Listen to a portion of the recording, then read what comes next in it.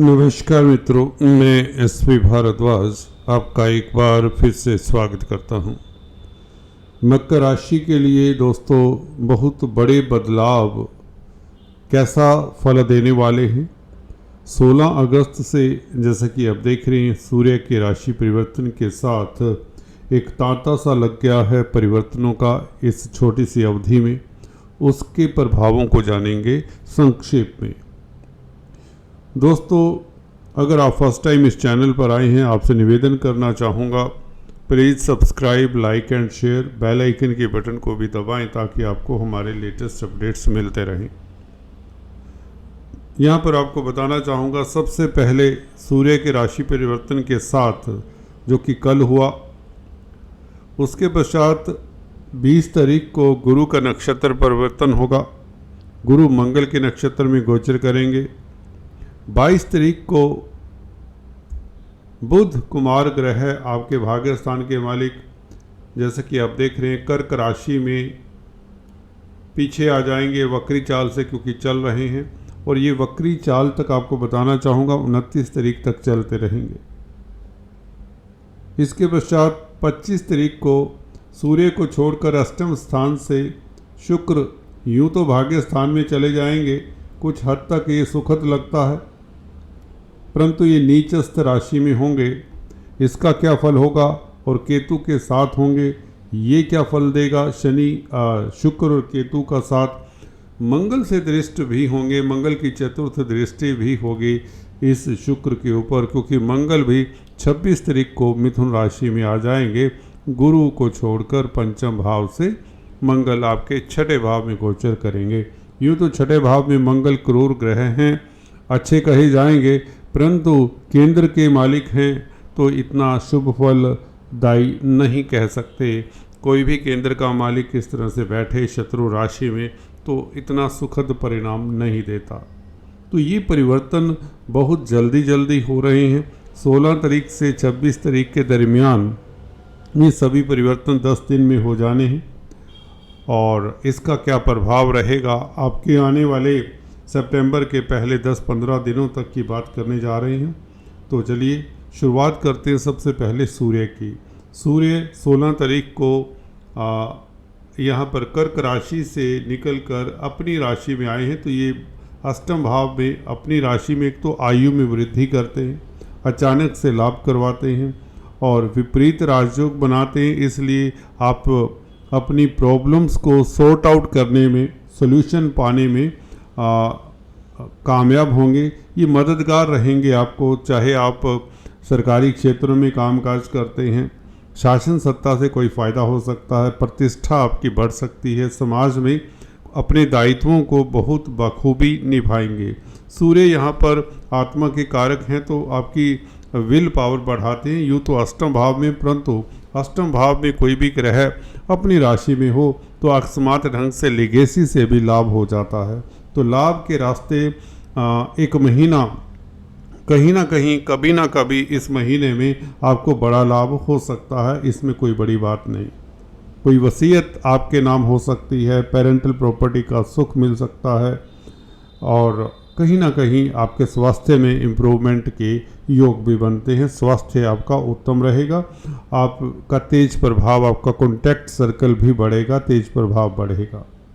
सूर्य के पश्चात अगर हम बात करें संक्षेप में, 22 तारीख को बुध सूर्य को छोड़कर कर्क राशि में पीछे आ जाएंगे सप्तम भाव में। बुध यूँ तो केंद्र त्रिकोण राजयोग बनाते हैं, भाग्य स्थान के मालिक हैं, छठे भाव के भी मालिक हैं। छठे भाव के मालिक का वक्री होकर 7वें भाव में गोचर करना ये थोड़ा सा दिक्कत का सबब बन सकता है। अगर आपके ऊपर कर्जा है तो थोड़ा सतर्क रहें। हाँ, बैंकों से ऋण लेना पड़ सकता है कुछ जातकों को। अपने बिजनेस इत्यादि को एक्सपेंड करने के इच्छुक हैं तो आपको बैंकों से ऋण जरूर मिल जाएगा, क्योंकि गुरु आपकी अच्छी स्थिति में है। पंचम भाव में गुरु जो कि आपकी अर्थव्यवस्था के कारक हैं, बैंक प्रणाली के कारक भी माने जाते हैं गुरु, तो बैंकों से आपको सुविधा मिल जाएगी। परंतु ये बुध कहीं ना कहीं आपको अदालती मसलों से भी कहीं ना कहीं सतर्क रहने को कहता है। तो 29 तारीख तक, जब तक बुध वक्री हैं, आपको अदालती मसलों में, फौजदारी में के जो कामकाज होते हैं उनसे सतर्क रहना चाहिए। और दुश्मनों के ऊपर, या दुश्मन कहें या प्रतिद्वंदी कहें, हो सकता है आपके कार्यस्थल पर हिडन एनिमीज़ हों, छुपे हुए शत्रु हों, उनसे सावधान रहें, सतर्क रहें।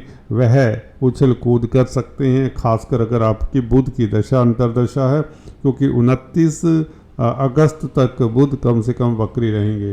परंतु भाग्यस्थान के मालिक हैं, किस्मत आपकी अच्छी ही रहेगी और आपके प्रतिद्वंदी आपको कोई नुकसान पहुंचाने में सक्षम नहीं होंगे। सबसे बड़ी बात ये है। और विदेशी कामकाज में ज़रूर आपको सफलता मिल जाएगी। विदेश यात्रा करना चाहते हैं तो सुखद परिणाम मिलेंगे। विदेशी कंपनियों में कामकाज करते हैं तो आपको बेहतर परिणाम मिल सकते हैं। 4 सितंबर तक हालांकि बुध यहाँ पर रहेंगे, 29 को मार्गी हो जाएंगे, तो 29 तारीख के पश्चात आपका समय बहुत शुभ रहेगा। भाग्य साथ देने वाला है। भाग्य के कारण आपको कोई बड़ी उपलब्धि मिल सकती है। किस्मत के कारण आपका रुका हुआ बिजनेस या बिजनेस में प्रोग्रेस हो सकती है। आपके कामकाज में तरक्की के योग बनते हैं। नौकरी में सफलता, नौकरी मिलने के योग बनते हैं अगर बेरोजगार हैं। इस अवधि में 29 तारीख से पहले मत ट्राई करें, आपके हाथ में कुछ ज़्यादा नहीं आएगा। बुध क्योंकि आपके लगन को, आपकी राशि को सीधे प्रभावित कर रहे हैं और इसके कारण आपको 29 तारीख तक कोई इंटरव्यू इत्यादि नहीं देनी चाहिए। उसके पश्चात आपको 29 तारीख से कोई भी इंटरव्यू देते तो सफलता मिलती है, कामकाज में बेहतरी होती है, व्यापार में खासकर बेहतरी होती है, नए प्रोजेक्ट्स, नई डील मिल सकती है जिससे बम्पर लाभ हो सकता है। आपने कोई प्लान किया हो काम बिजनेस को लेकर, कोई बिजनेस को एक्सपेंड करना चाहते हो, कोई बिजनेस को चेंज करना चाहते हो, तो 29 तारीख के पश्चात स्थितियाँ उत्तम रहेंगी। और अगर आप कंप्यूटर आईटी के क्षेत्र में हैं तो बुध भी 29 तारीख के पश्चात, जो कि इस लाइन के कारक हैं संचार व्यवस्थाओं के, तो आपको फ़ायदा होगा। इवन इलेक्ट्रॉनिक प्रिंट मीडिया में कामकाज करते हैं, जर्नलिस्ट हैं, तो भी आपके लिए लाभकारी स्थितियाँ 29 तारीख के पश्चात होंगी, बल्कि 4 तारीख से ज़्यादा बेहतर होंगी, 4 सितंबर से, क्योंकि बुध वापस विपरीत राजयोग की स्थिति में आ जाएंगे, अष्टम भाव में फिर से प्रवेश कर जाएंगे। सूर्य के साथ एक तो बुध द्वितीय राजयोग बनाएंगे, ये बहुत बड़ी बात हो जाती है। सूर्य बुध का मेल ये आपको अकस्मात ढंग से लाभ करवाएगा। आपके रास्ते में जो भी अवरोध होंगे वे दूर होंगे। व्यापार खूब चलेगा, विदेशों से लाभ होगा, शत्रु हंता रहेंगे, कोर्ट कचहरी में फतेह के योग बनते हैं। परंतु 4 सितंबर तक आपको इंतजार करना पड़ेगा, खासकर 29 तारीख तक।